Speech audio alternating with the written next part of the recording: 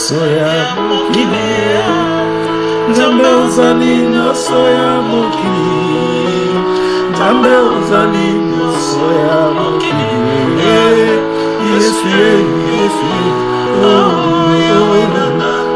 ozali nyonso ya bana Kongo Nzambe ozali nyonso ya bana Kongo Nzambe ozali nyonso ya bana Kongo Yesu Kombo na Yesu ezali monene, nguya na Yesu ezali makasi ye. Kombo na Yesu ezali monene, nguya na Yesu ezali makasi. Mapamboli eyaka nakofukama sambela na kombo ya Yesu. Mapamboli eyaka nakolimbisa limbisa na kombo ya Yesu Kombo na Yesu ezali monene, nguya na Yesu ezali makasi ye. Kombo na Yesu ezali monene, nguya na Yesu ezali makasi.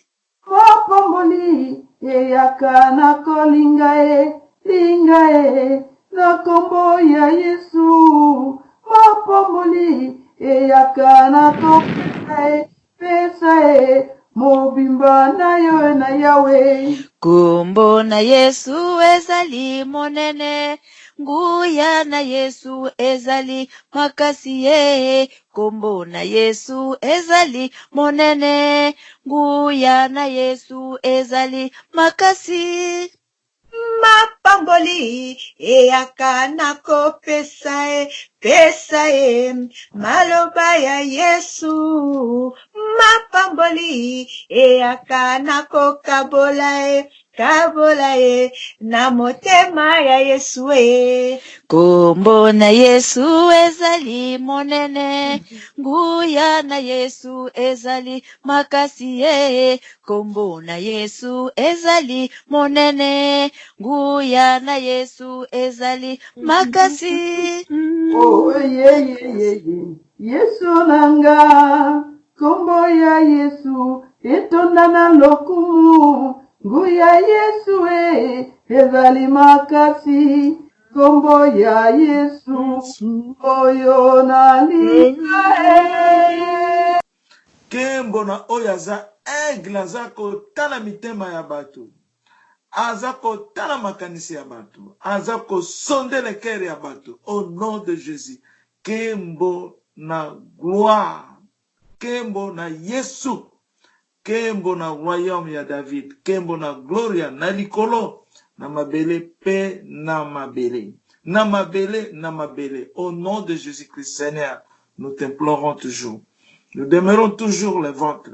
Nous demeurons toujours le ventre parce que tu es Dieu, tu nous as appelés, tu nous as créés, tu nous as établis, tu nous as donné tout ce que tu peux nous donner. Aujourd'hui, nous sommes venus dans un nouveau monde, papa. Nous te sanctifions, nous te bénissons, car il n'y a que toi qui est le seul privilège, qui est la seule autorité, qui est le seul chemin, la lumière, la vie. En toi, nous vivons, parce que tu es la vie, tu es la source de toutes choses, tu es l'amour, tu es parfait.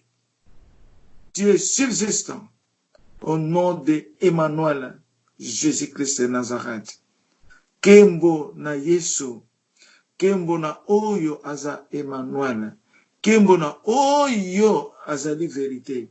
Po tango ya vérité ekokisami, tango ya mokokisami emonisami, na lolaka elaka, oyo eza événement ya monene oyo eye na forme spirituelle, forme matérielle, physique, en os et en chair. Au nom de Jésus-Christ, Emmanuel, Dieu vivant. Nzambe, tomonisami epai na yo, moto moka koko bomba mate na liboso na yo. Biso nyonso ozomona biso oza na contrôle na biso ozoyeba oyo ozosala ozosonde mitema ya bana na yo fungola pe biso mitema na biso po toyebaka yo otalaka mitema na biso oyebaka nyonso oyo eza na kati na biso me ozali nzambe monene motema monene koleka kaka yo nde oza motema monene kaka yo nde oza pe malamu mingi kaka yo nde olimbisaka kaka yo nde oyokaka mawa mpo ozali nzambe nani akoki kozala lokola yo nzambe ya mawa nzambe ya bolingo nzambe ya solo nzambe abosanaka nation na ye te abosanaka mpe bana na ye te nani aza lokola yo na mokili mobimba oyo ozali kaka nzambe melisa biso mai ya molimo letisa biso elamba ya témoignage oyo poni biso tozala bakombo na biso emonisama na epai ya papa na likolo lelo na mabele ozana ozana tosepeli totondi kembo oyo ozosala na biso que ta volonté soit faite nous sanctifions ta volonté toutes choses qui se passent ici bas sur la terre pour bien parler dépend de toi.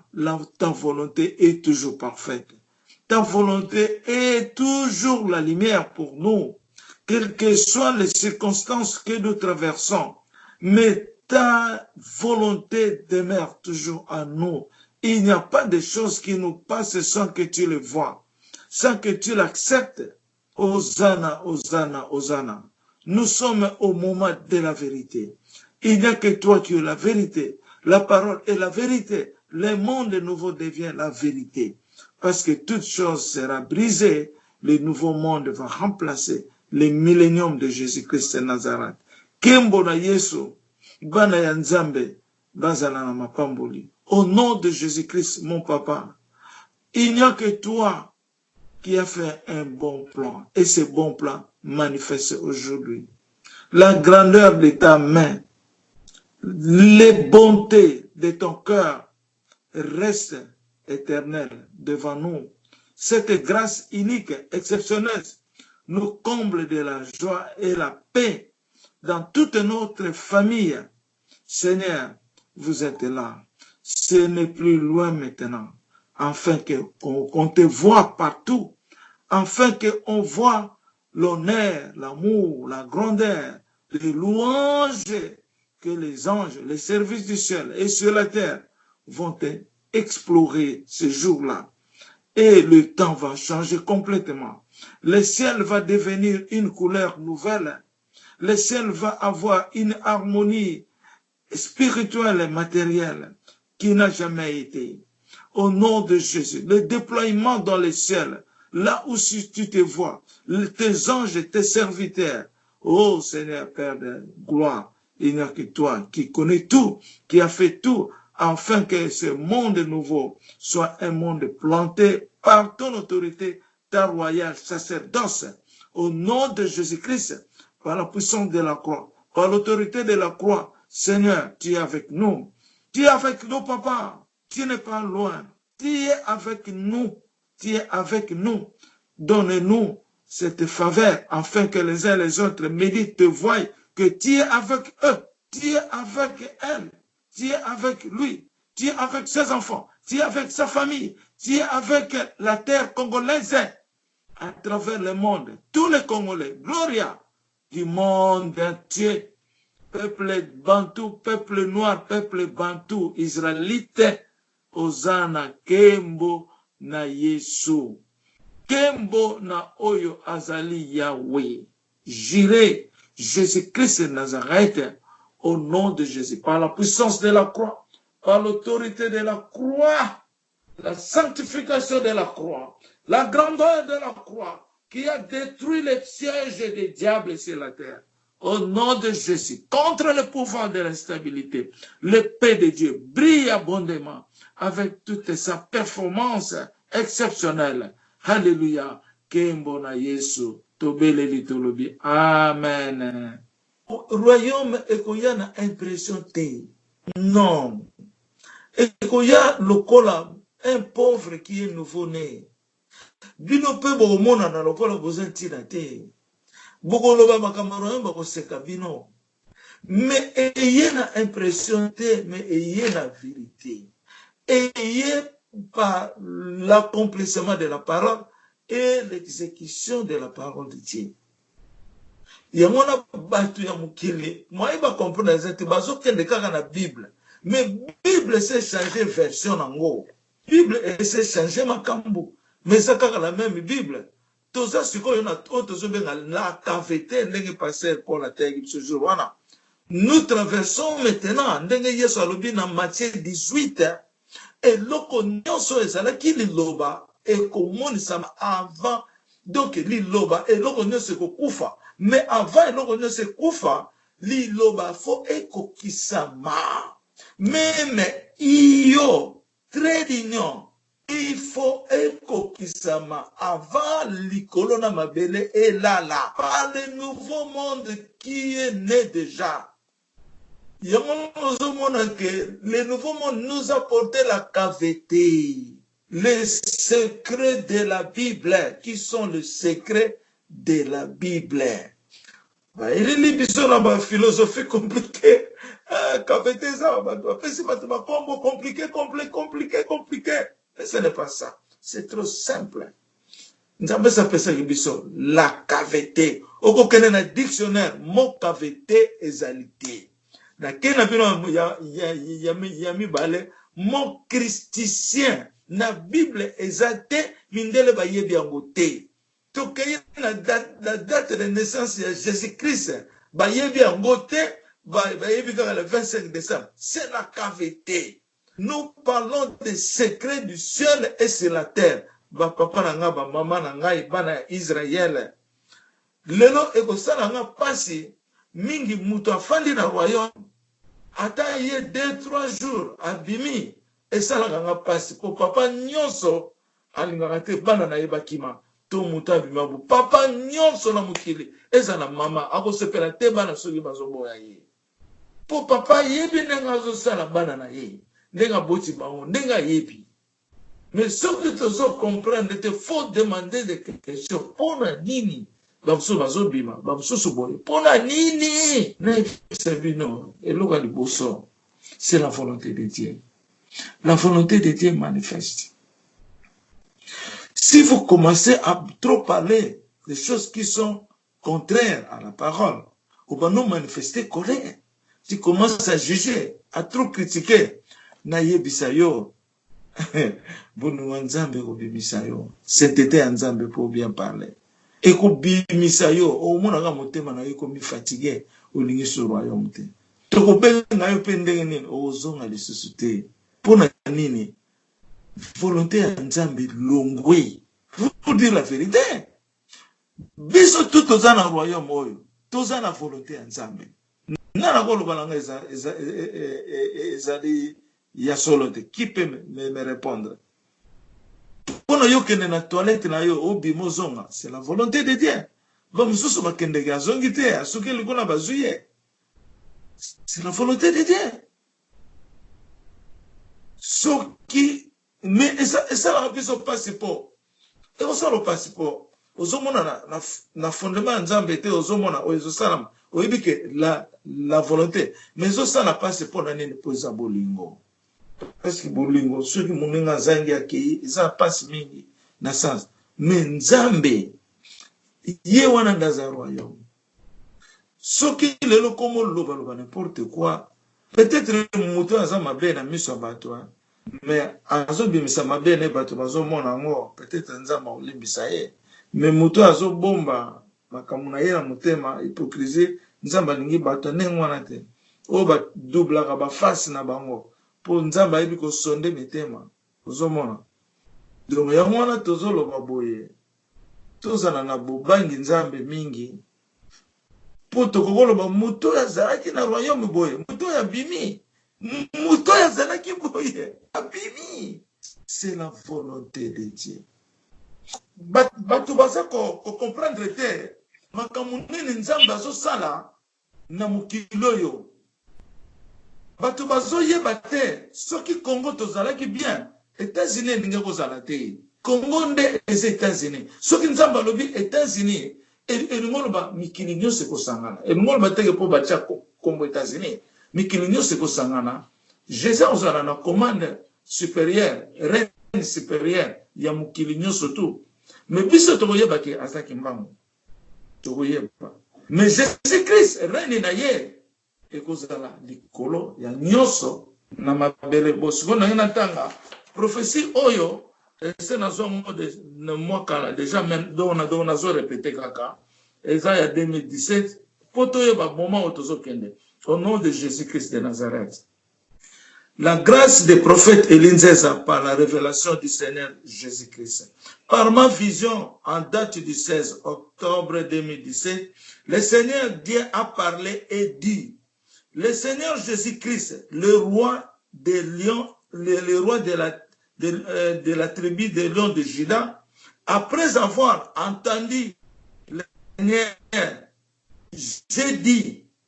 j'ai dit moi-même que lui-même, Jésus, est le lion de la tribu de Juda. Et j'ai prié encore en disant: Seigneur, moi je connais que toi-même tu es le lion de la tribu de Juda. Mais le Seigneur a répété encore ce qu'il m'a dit. Pour la deuxième fois, Seigneur Alobi, le Seigneur Jésus-Christ, le roi des lions de Juda. Alobi bien, le Seigneur Jésus-Christ, le roi des lions de Juda. Est-ce que vous comprenez moi? Yesu azali mokonzi ya lion de Juda. Est-ce que tu comprends moi? Yesu alingi na yeba to yeba alobiringa ngo mengai na saisir te a répéter que le Seigneur Jésus-Christ est le roi des lions de Juda. Yazali mokonzi ya le lion de Juda. Sikoyo, qui est le lion de Juda maintenant? Après avoir entendu le Seigneur, j'ai dit moi-même que lui-même, Jésus, est le lion de Juda. Yemoko Jésus a le lion de Juda. Et j'ai prié encore en disant: Seigneur, moi je connais que toi-même tu es le lion de Juda. Donc, ngai na yebi que yomoko za le lion de Juda. Amen. Tozo solo na Jésus. Na lobi que ngai na yebi que c'est toi qui es le lion de Juda. Mais le Seigneur a répété encore ce qu'il m'a dit pour la deuxième fois. Alors, le Seigneur Jésus-Christ, le roi des lions de Juda. Jésus-Christ azali kolo, il y a les lions de Juda. Est-ce que boyoka yango? Est-ce que boyoka yango? Ponga na lobi na Yesu, ngana yebi ke yondo za les lions de Juda. Pourquoi? Le lion de Juda. Direct, le Seigneur Jésus-Christ, le roi des lions de Juda. Directement, j'ai compris que Dieu a remis le pouvoir à l'homme pour régner sur toute la terre avant la fin du temps. Parce que le lion était fait pour vivre sur la terre comme le roi de tous les animaux. Genèse 1, 26 à 28. Donc, au moment que Nzambe wa ndenge ba interpreta kango na Bible, eza ndenge wana te. Eza ndenge wana te. Ba interpreta kake Yesu nde aza le lion de la tribu de Juda, ou bien le lion de Juda. Mais Yesu alubi yazali roi ya le lion de Juda. Cela veut dire Jésus azaya likolo pena mabele. C'est lui qui est le commandant de cieux et sur la terre. Le lion de Juda zakaka na mabele. Azana likolo te. Dieu a créé la terre pour les hommes. C'est l'homme qui doit régner comme le roi de la terre. Est-ce que nous comprenons ça? Donc, il y a une vision, par ma vision antérieure, en date du 4 octobre 2017, le Seigneur m'a dit, il a fait l'homme pour qu'il règne au-dessus de toute la terre, mais ce règne a été perdu de l'homme. Ce règne a été perdu de l'homme. Donc, Nzamba salaki mutu Adam a vivre règne na ye na likolo ya mabele mobimba, mais règne wana ebungaki. Mais maintenant, le règne, le Seigneur Jésus-Christ est revenu dans le monde pour restaurer ce règne que Dieu a donné à l'homme au-dessus de toute la terre. Yamonozomona liloba oyo Satana a négligé kito a corrompu bana nzambe oyo liloba nzambe mais Satana kote libango pona ebeba nzambe il faut akokisa yango parce que la parole de la divinité personne ne peut détruire ça. Yamona na zongi na Matthieu 5 verset 18 papa pakana tangela biso verset 18 na Matthieu. Je lis au nom de Jésus-Christ de Nazareth. Matthieu 5, verset 18. Car je vous le dis en vérité, tant que le ciel et la terre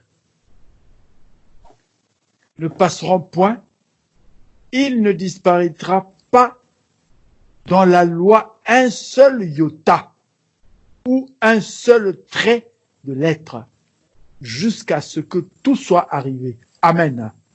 Amen. Donc il faut la parole est accomplie avant makamunyoso et kokisama. Fin du temps, il faut tout le monde avait vérité. Yamonomoni, le royaume est venu propager la bonne nouvelle jusqu'à toutes les extrémités de la terre et viendra à la fin du temps. Le Seigneur continue. Mais maintenant, le Seigneur Jésus-Christ est revenu dans le monde pour restaurer ce règne que Dieu a donné à l'homme au-dessus de toute la terre.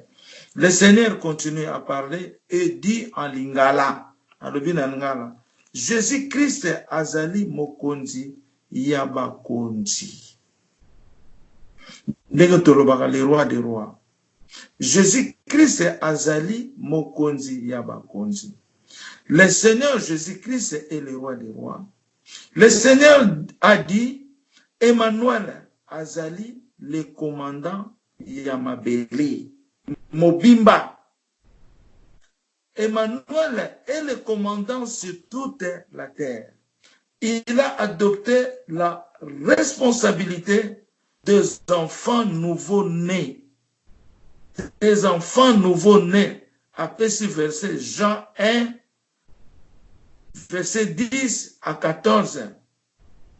Et le Seigneur Jésus-Christ m'a encouragé et dit par sa voix, pourquoi yo eli ozali kobanga pona koloba ke ozali suprême yamabele?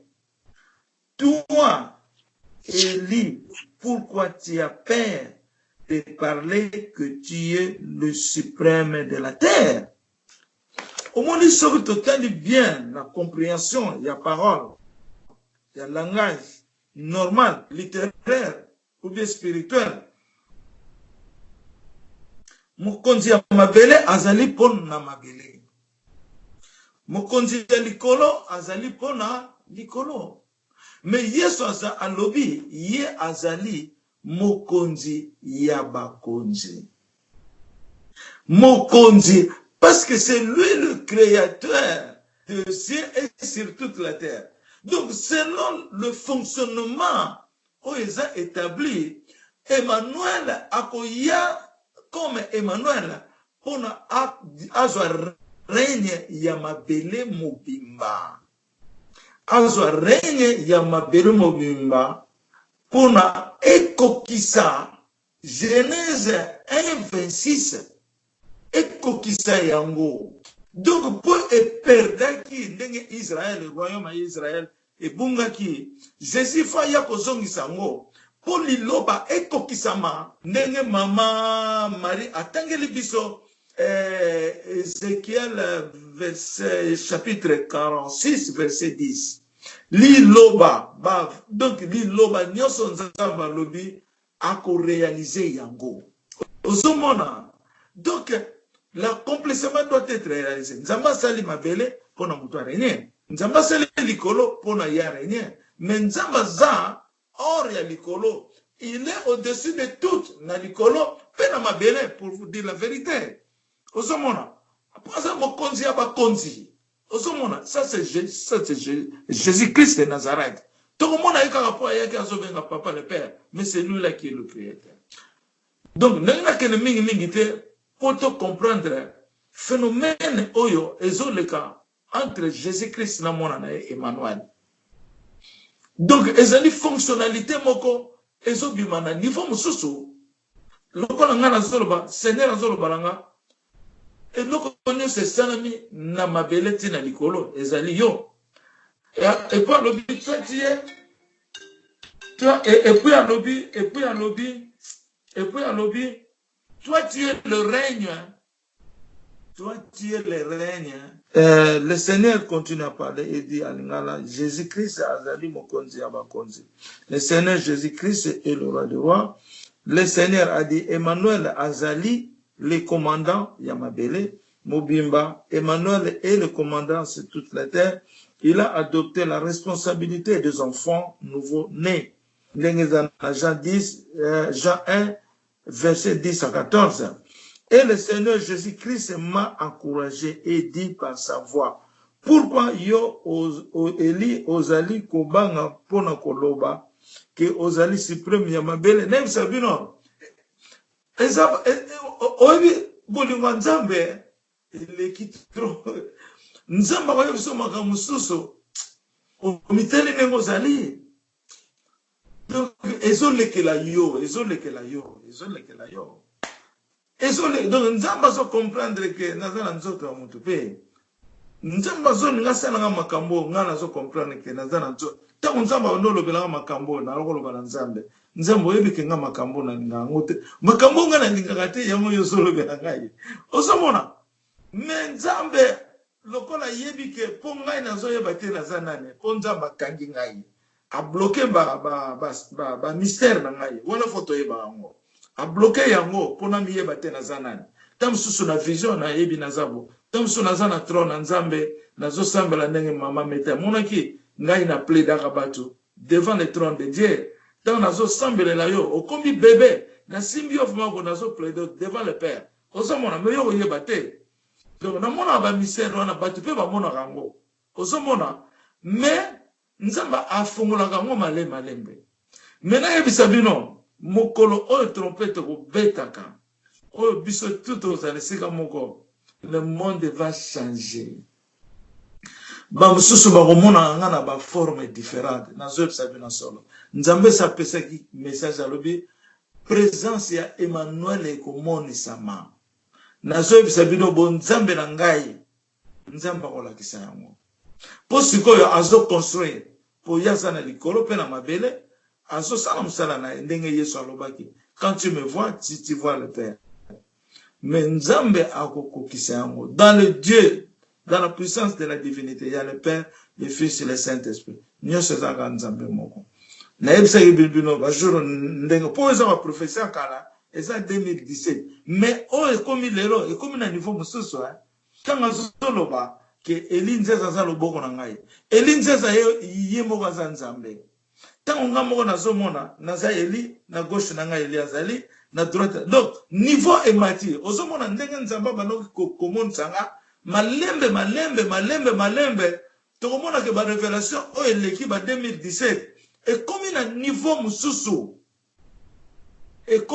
niveau mususu koleka oyo ezalaki na 2017 donc nzambe azobimisa ngo malembe donc ezomata grade mais biso kaka nde tozoyeba oyo bazoyeba oyo bafukamelaki nga ndenge Emeline amonaki avec silence nga nde natombolaki mitu na bino mais oyo basali distraction ya kotombola makolo na bango bazoyeba ngai te. Nazoyebisa bino na solo. Vous perdez le temps parce que bolingi ko tuna nzambe te. Bolingi ko kotisa pena mitema na bino efanda na maboko nzambe te. Ozomona nakena natala na bansusu nina. Tangazolo bananga pourquoi ozoni moyebisa bango te ke yoza secret. Bisko na lobango. C'est na message nango. Pona lobango ezalaki na un problème. Po azolo bananga yo l'équipe anzete nyoso bazana mokilo. On l'équipe banyama nyoso bazana mokilo. On l'équipe batu nyoso bazana mokilo. Ah! Seigneur, zana kena na deuxième page. O ezana ngo makambo se l'équipe. Eza kaka nde na ngai to loba, surtout na côté ya compréhension ya les lions de Juda. Jésus azoya les lions de Juda, mais azana mona na ye. C'est mona na ye nde azana les lions de Juda. Emmanuel nde mutaza les lions de Juda. L'air ngana solo ba Jésus ayo ko bala Congo. Alobi nga Emmanuel mutaye ko bala Congo. Ozomona, po ya zali nzamba za na trône tala kaka. Emmanuel musala na ye fonctionnalité na ye responsabilité ma bele nyoso. Eza Emmanuel. Menzambe aza mokonzi ya bakonzi. Papa na nga aza na likolo pesa na mabele na za na ye. Ozomona, il y a un élément de comprendre que le lion de Juda ezali Emmanuel. Jésus aza mokonzi ya bakonzi parce que lui azalaka na mabele azalaka na likolo te. Okono komona lion na likolo? Non. Lion azalaka na mabele azalaka na likolo te. Pona mabele kaka. Ozomona. Bon, pendant ma conversation avec le Seigneur, je parlais ainsi. Je vois que le moment est arrivé pour que je commence à travailler maintenant. On a la 4e révélation depuis 2017. Est-ce que tu as tout ça? Tout ça, c'est une distraction.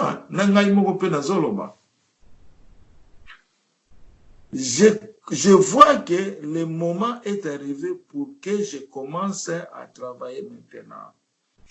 Bandeko nanga photo sala tozola la pongi tro fu botuna ngai botuna biso tosala nini sikoyo botuna nzambe na mulimo santo nzambe tosala nini po nzamba tse Israelite nyonso za na role na ye boza ba apôtre mais ba apôtre na bino za différent ouais fonctionne ezaboye fonctionne ta ba pasteur fonctionne ezaboye osomona mais boza liloba ya nzambe na lekiwana. Au début de mon ministère sur la terre, un ange m'a apparu et il m'a dit, et il m'a pointé sa main en me disant, toi, Élie, tu es la tête sur la terre et tu es le leader spirituel au ciel. Pour témoignage, l'un de nos frères israélites a vécu une apparition dans le ciel par laquelle cet homme de Dieu a vu le prophète Élie ensemble avec les anges de Dieu au ciel. Le prophète Élie est vêtu d'un costume blanc, positionné étant que chef au service du ciel. Donc, papa na monanga aza apôtre, na ndoto na yazo monanga na zana likolo, et pas likolo bandine suki yebanite, ba angelu ebele, ninga na fandi na mesa, na deux anges na pembe na ngai, ba angelu, ya lobi prophète, yondo na zo mono yo liboso na ngai. Yoza mokonzi munene bo na likolo pe na za leader spirituel. Papa na mona kiango anja lobela kinga yepa mona kiango. Ozomona. Mais basa bato mokili kaka lelo za liso na royaume te po ayeli ni musuni ngeli ozomona. C'est ça. Dans les ciels dans lesquels OK on a déjà ni concept là on a déjà scène à lobby. Témoignage quand on peut vidéo na on peut ezali tout ça quand on a Canada omoni bande konanga na Yesu lelo tozu connaissance mususu oyo batasika bayoka kite peut-être to batala balana na ba vidéo Mais Jésus-Christ, oyo tozo sambela, aza mokonzi munene. Il est trop grand. Mais abombama. Alingi pe ba boma ye. Abombama. Abombama. Nazo ebisa pe na bombama. Yesu aza mokonzi munene. Tala kaka yo ndenge ozali. Ndenge babota yo. Tala na likolo na mabele. Mabele ekufaka te tikala seko. Mabele loko moko te simba mabele neo ba pon moko simba ngo bote. Eza suspendi na espace ya ciel. Mabele eza rond. Likolo pe ciel ezali rond. Na tangu ya création ya likolo na mabele naza témoin nazalaki wana papa na ngasele loko nyonso à travers nga na koyebisa bino fondation oyo nzambe asali likolo na mabele na likolo nazoyebisa bino lelo fondation ya likolo esalami na gloire ya nzambe. Na lobi bien fondation ya likolo esalami na gloire ya nzambe. C'est-à-dire, nzambe a compressé gloire na ye. Gloire et au monde par exemple neti tokolo ba kilowatt ya mopepe. Autant de kilos mais ba compressé yango et comme fine. Le compressement de la gloire de Dieu. Gloire ya nzambe nzambe compressé yango et comme puissante. Nde compressement wana nde yango ezali fondation ya likolo. Ezali penda noir penda pembe penda te mais ekomi mélange ya pembe na noir mwa muke po ekomi compressé. Ce qui a fongoli yango ekomi tout c'est blanc parce que la gloire de Dieu c'est blanc. Bon, il fallait un peu ma couleur, le color émeraude, mais na fondation ya likolo. On a déjà observé nos lois, na loba on a noté. Donc fondation gloire et je likolo ça cercle, n'a observé nos lois parce qu'il fallait la comment le kola nem. Likolo ezali neti obone loko toko benga lokola. Oyo biso tozwa otie na luketo na yo ozo tourna ngobo o bana ba tourna bozaka moi jaune boy Cerceau. Hein? Cerceau. Cerceau. Cerceau. Voilà. Siko tala cerceau nengezali omoni siko yo na kati ya cerceau nde mabele ezali efandi. Et loko moko simbi mabele ezate. Pour ne pas comprendre bien, zwa liki ya soso tokisa yango, liki ya soso et toki, mais liki ya soso sa moi forme triangulairement muke. O rectangle muke. Mais zwa liki ya soso za la lokola rond ndenge le ciel ezali rond penza kabisa. Ozomona na lobi na Swahili rond siko na kati ya liki ya sose ezali soko otokisa momoni e oya jaune wana siko mai oya pembe wana ezali entre mai ya pembe wana ndeza forme ya ciel to eza pembe jaune nde ezali forme ya mabele mais siko eza kaka exemple mais na likolo na mabele eza un espace munene entre premier ciel pour que le deuxième ciel. Bon, les enseignements, na yete sur vous comprendre. Les enseignements pour na lobela bino na ba bloc za encercler mabele, ba orbite, ba système zodiaque, il y a 12 les belé donc nde ngono moni mundele asali pe ba recherche ndenge na ye mais nano akomi na point ya kavete ya Bible te ya parole te. Nano akomi na point wana te. Ozomona nde yangona likolo esali cercle ya mokili eza cercle kola boule moko boye, mais na kati ya boule wana eza na espace. Na kati espace eza na noyau oyo ezali la terre. Donc mabele eza entre le cercle du ciel là. Sikoyo fondation na extrémité ya likolo. Fondation na extrémité ya se na côté ya mabele. Donc eza lokola na double fondation. Ya extrémité ya likolo na extrémité na se. Yamona tobengaka le ciel qui contient 7 cieux. Na arabe donc bazoloba sama samawati wal ard. Donc 7 cieux na mabele. Na lobiango lelo na zongo kala pe nazali tango papa na ngazo sala je suis avec lui. Po nazama boko pona ye. Faut beaucoup comprendre. Mon roi, mon fils, à toi que je fais toutes choses. À toi que je fais toutes choses. Emmanuel, c'est lui le Sion, c'est lui l'Esprit de Dieu. Emmanuel, c'est lui qui éclaire le travail de Dieu. C'est lui qui flamboie le travail de Dieu. Hosanna, Hosanna, Kembo na Yesu. Yande yamona tozana ba réserve.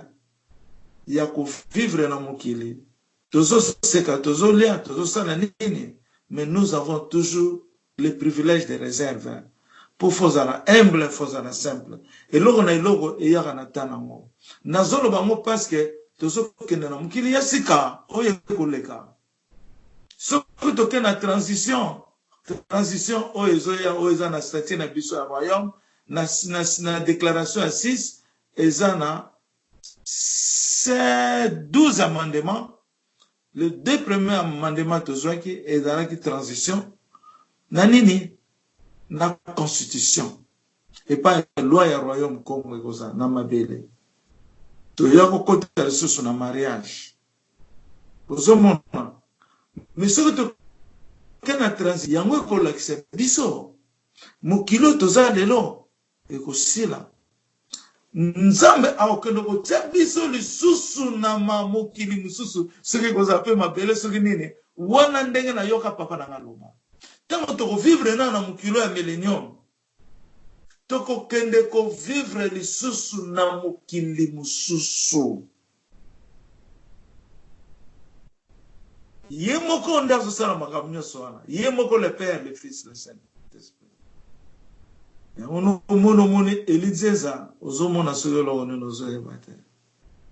Faut vraiment tous dans silence, tous dans la discipline. Tous dans la silence. Ba sekro na zo sabi no tin entendra jamais aucun. Ba to ba ko prophétiser ndenge nzamba nga ibisa bango. Mais nzambe ye moko mota ko loba makamu na ye. Ndenga lo le royaume va propager la bonne nouvelle jusqu'à toute le. C'est lui seul qui parle ça.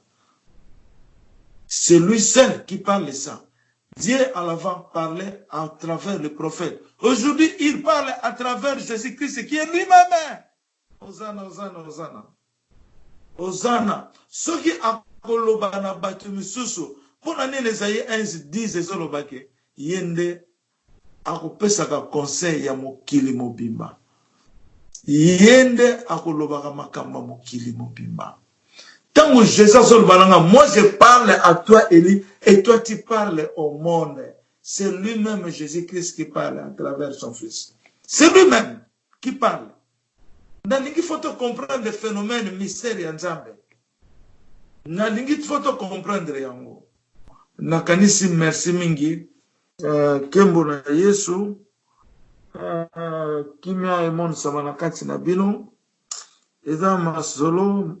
Maloba ya kokola, maloba ya kochange biso, maloba ya monene ya kitoko ya nazongisi merci mingi nazongisi liloba epa ya Kaser Bakana Nzambe apambola bino nyonso na kombo ya Emmanuel Jésus Christ. Amen.